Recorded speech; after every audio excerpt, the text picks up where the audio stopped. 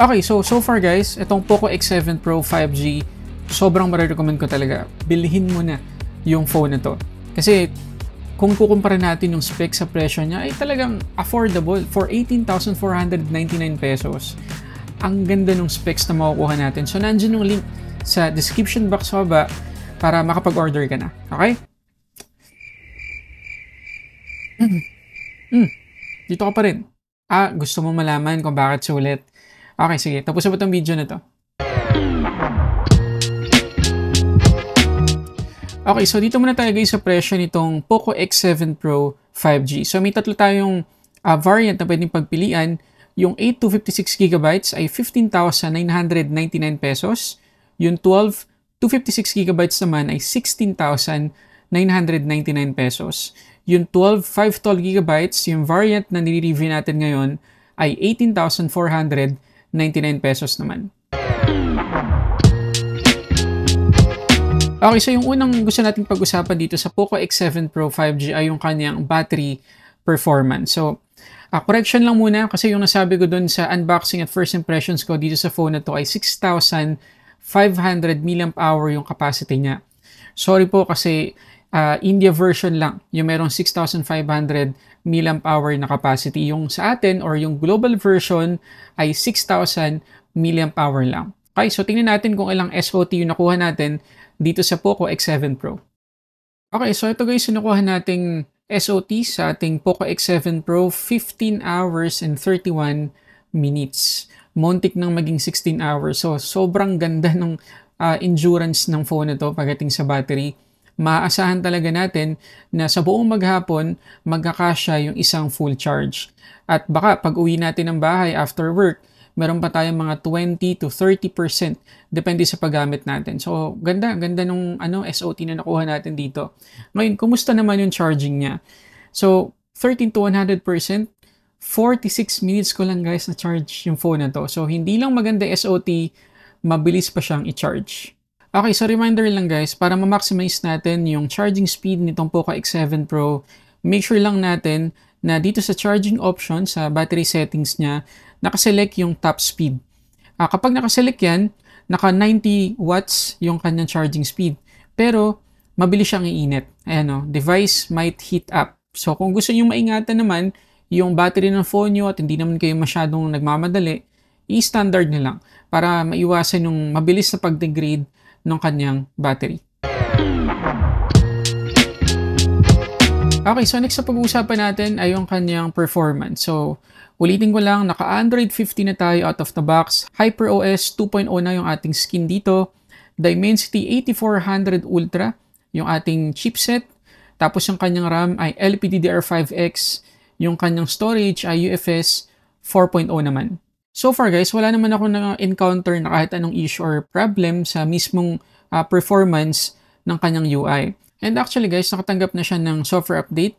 Pero more on UI improvements pati na rin sa kanyang Xiaomi HyperCore. At ang isa sa pinakamalaking improvement na makikita natin sa kanyang personalization after ng update ay yung kanyang lock screen. So marami na tayong option ngayon para ma-update yung lock screen pati yung mga widgets. Ayan. Dami na tayong options ngayon. At kagaya pa rin dati, meron pa rin tayong memory extension dito.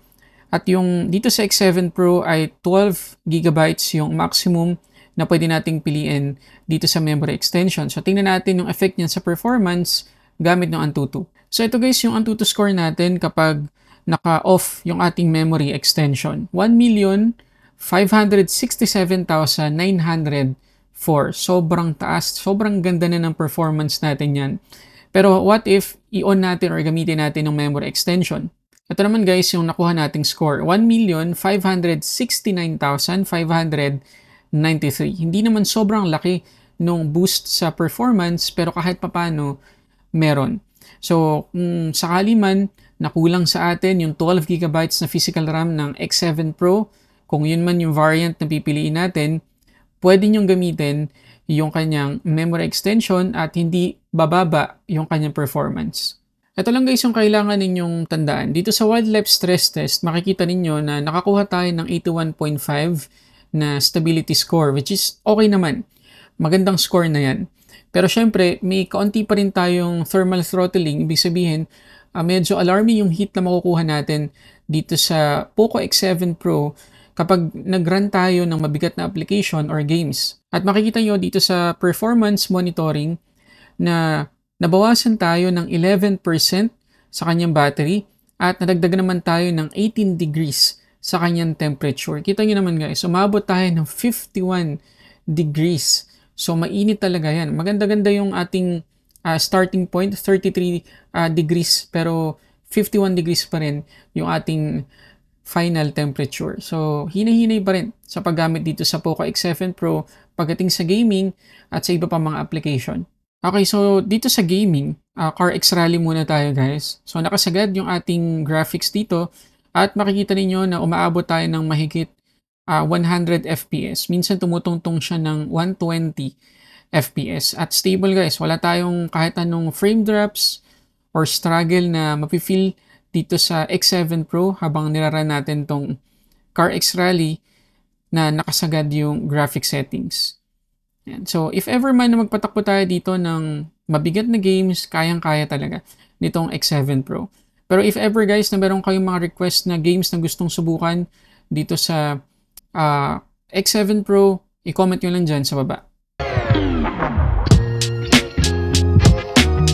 Okay, so dito tayo sa kanyang camera. So, ulitin lang natin yung specs. 50 megapixels yung kanyang main camera na merong OIS. Meron siyang ultra-wide na 8 megapixels at yung kanyang selfie camera ay 20 megapixels. So makikita natin sa mga photos ngayon, lalo na dito sa indoor photos na okay guys, maganda yung quality niya. Sharp, detailed, maganda yung kulay, natural naman overall. So wala akong issue sa kanya, wala akong bad comment sa kanya pagdating sa indoor photos. Siyempre, mas lalong maganda yan sa outdoor photos. Nagkataon lang na talagang nung nag-take ako ng sample photos, medyo gloomy yung weather, maulan, so hindi ganun kaliwanag sa paligid. Pero makikita nyo na maganda naman kahit pa paano. Acceptable na. Meron lang akong konting gustong i-improve dito sa Poco X7 Pro.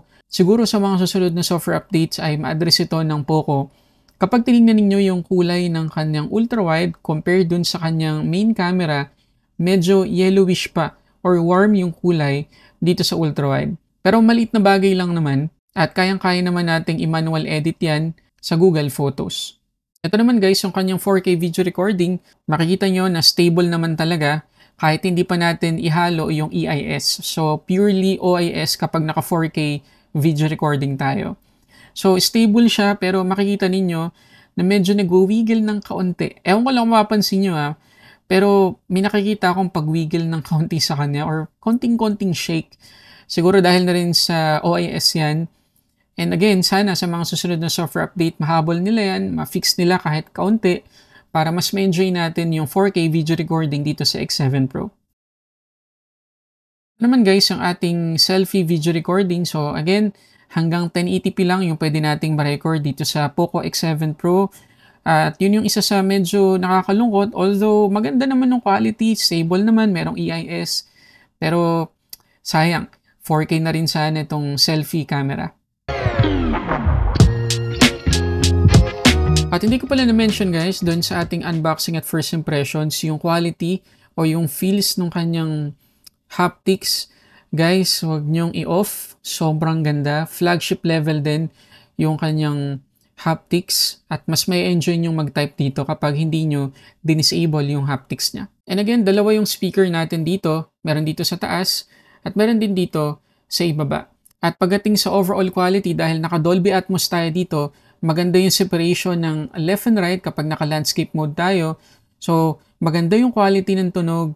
Mas may enjoy natin yung media consumption dito at kahit itodo natin yung max volume, hindi sabog.